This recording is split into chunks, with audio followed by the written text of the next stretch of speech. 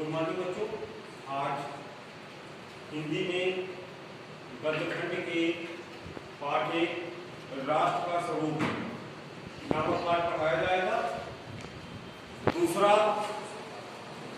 जन के बारे में बताया जाता है कि राष्ट्र के स्वरूप में 3 अंग होते हैं, पृथ्वी, जन और संस्कृति। तो बच्चों आपको पढ़ाया गया जन चल रहा था, उसके आगे देखिए, माता अपने सभी पुत्रों को समान भाव से चाहती है, चाहे उसका पुत्र कैसा भी हो। माता को माता न जानती, पुत्र को पुत्रों भवति। कहने का आशय यह है कि माता को माता नहीं हो सकती, पुत्र भले ही माता का ही चाहने वाला हो सकता है। बच्चों, राष्ट्र के स्वरूप में यही बताया जा रहा है। इसी प्रकार पृथ्वी पर बसने वाले जन बराबर हैं, उनमें ऊंच नीच और नीच का भाव नहीं है।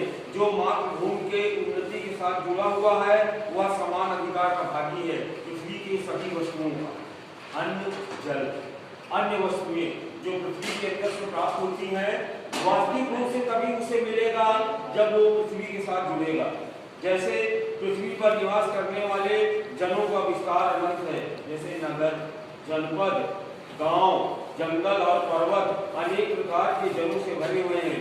ये जन अनेक प्रकार की भाषाएं बोलने वाले, अनेक धर्मों को मानने वाले हैं, फिर भी ये मातृभूमि के पुत्र हैं और इस कारण उनका भाईचारा अखंड है। बच्चों, जब हम मनुष्य एक सामाजिक प्राणी है, अरस्तु ने कहा कि मनुष्य बिना समाज की नहीं रह सकता है। उसी तरह पृथ्वी के साथ हमारा संबंध होना चाहिए।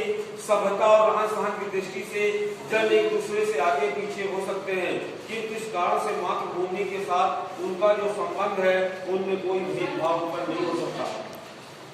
प्राणी के विशाल प्रांगण में सब जातियों के लिए समान क्षेत्र है। समन्वय के मार्ग से भरपूर प्रगत और उन्नत करने का सबको जैसा अधिकार है।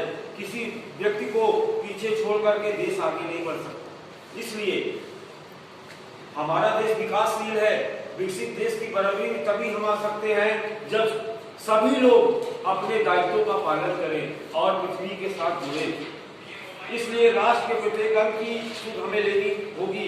राष्ट्र के शरीर से एक भाग यदि अंधकार और निर्बलता का निवास है तो पूरा देश स्वस्थ नहीं हो सकता। अगर देश में कुछ लोग पढ़े लिखे हैं, कुछ पढ़े लिखे नहीं है, तो देश में समानता का भाव कहां से हो सकता है।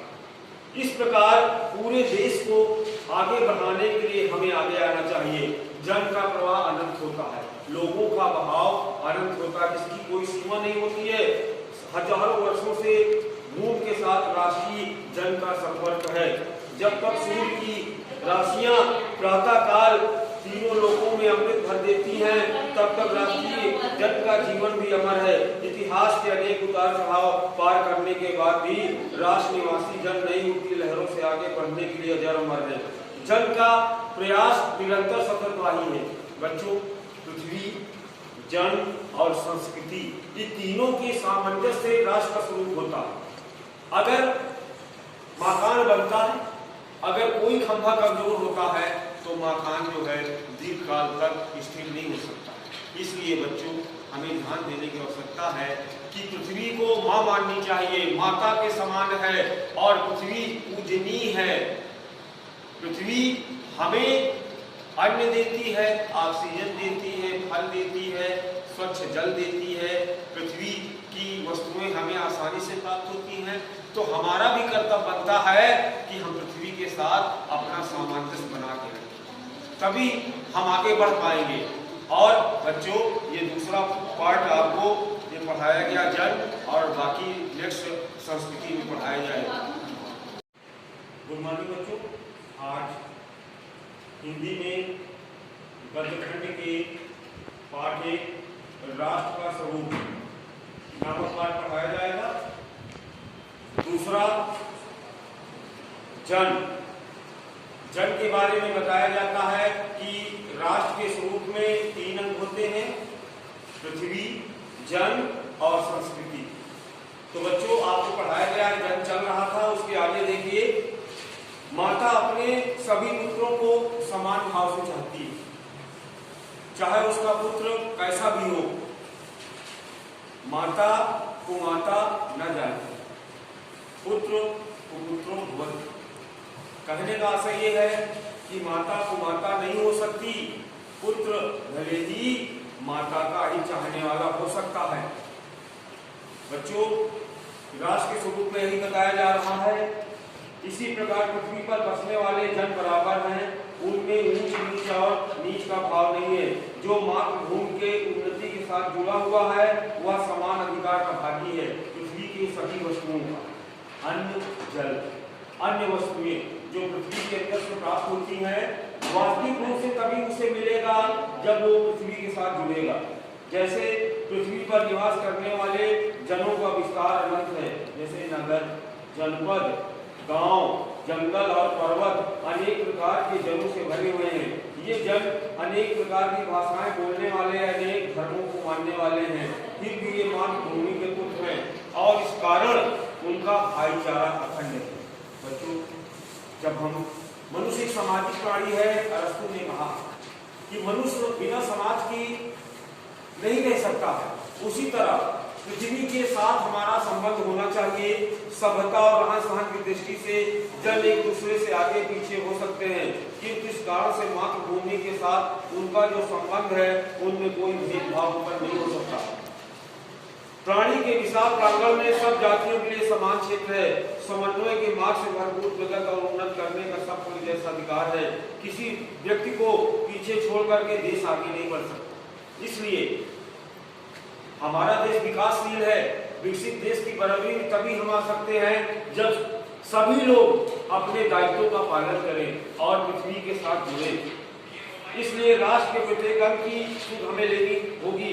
राष्ट्र के शरीर से एक भाग यदि अंधकार और निर्बलता का निवास है तो पूरा देश स्वस्थ नहीं हो सकता। अगर देश में कुछ लोग पढ़े लिखे हैं, कुछ पढ़े लिखे नहीं है, तो देश में समानता का भाव कहां से हो सकता है। इस प्रकार पूरे देश को आगे बढ़ाने के लिए हमें आगे आना चाहिए।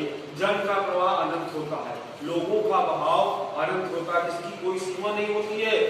हजारों वर्षों से भूमि के साथ राष्ट्रीय जन का संपर्क है। जब तक सूर्य की राशियां प्रातः काल तीनों लोकों में अमृत भर देती हैं, तब तक राष्ट्रीय जन का जीवन भी अमर है। इतिहास के अनेक उतार चढ़ाव पार करने के बाद भी राष्ट्र निवासी जन नई उठती लहरों से आगे बढ़ने के लिए अजर अमर है। जन का प्रयास निरंतर सततवाही है।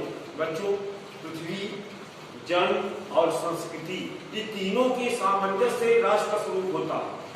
अगर मकान बनता है, अगर कोई खंभा कमजोर होता है तो मकान जो है दीर्घ काल तक स्थिर नहीं हो सकता। इसलिए बच्चों, हमें ध्यान देने की आवश्यकता है कि पृथ्वी को माँ माननी चाहिए, माता के समान है और पृथ्वी पूजनीय है। पृथ्वी हमें अन्न देती है, ऑक्सीजन देती है, फल देती है, स्वच्छ जल देती है। पृथ्वी की वस्तुएं हमें आसानी से प्राप्त होती हैं, तो हमारा भी कर्तव्य बनता है कि हम पृथ्वी के साथ अपना सामंजस्य बना के रखें, तभी हम आगे बढ़ पाएंगे। और बच्चों, ये दूसरा पार्ट आपको ये पढ़ाया गया जन, और बाकी नेक्स्ट संस्कृति में पढ़ाया जाएगा।